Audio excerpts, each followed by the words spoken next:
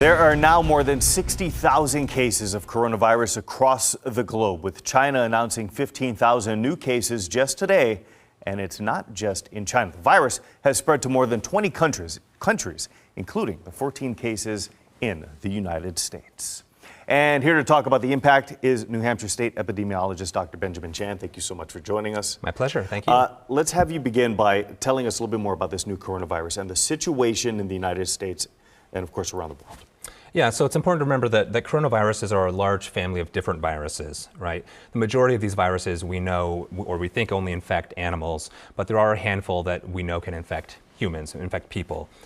It's important to remember that out of the 7 or so different coronaviruses that we know infect people, it's important to differentiate between those that commonly occur, and we think, estimates, think that upwards of a quarter of all common colds around the world are caused by coronaviruses, and those that are more newly emerging, like the SARS virus, the MERS virus, and now what we're talking about is this new 2019 novel coronavirus, which was first identified in Wuhan City, China, causing a cluster of respiratory illnesses, and as you mentioned, has since spread to other parts of China and more than 25 countries around the globe now, including the United States. It's important to remember that 99% of these infections are still occurring in China.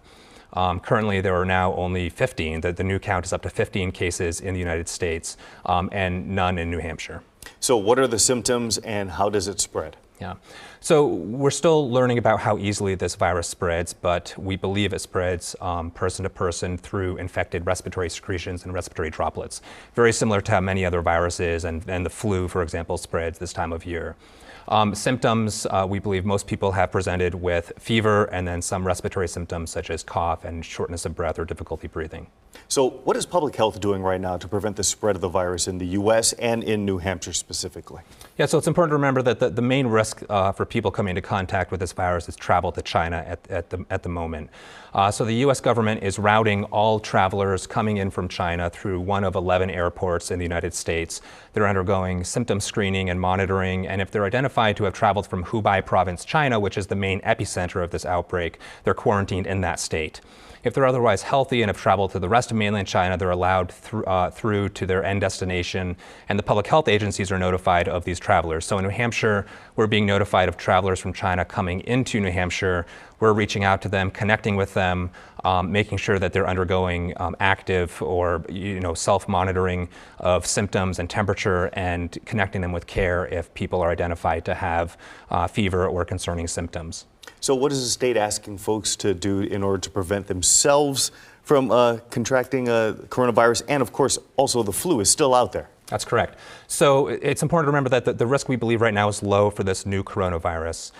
It is recommended, though, that people avoid or postpone travel to China at this time because of the high number of cases in China. But people can protect themselves from this new coronavirus the same way that they protect themselves from any other viral infection that is circulating this season, including flu. That includes frequent hand washing, avoiding close contact with people that may be sick and coughing, covering coughs and sneezes, staying home if people are ill. And then you're right, flu is circulating and is widespread in New Hampshire, and so it's important that people get the flu vaccine. There is no vaccine against this new coronavirus, but we know that flu is widespread in New Hampshire, and so people can protect themselves against that virus. All right, Dr. Chan, thank you so much for your time.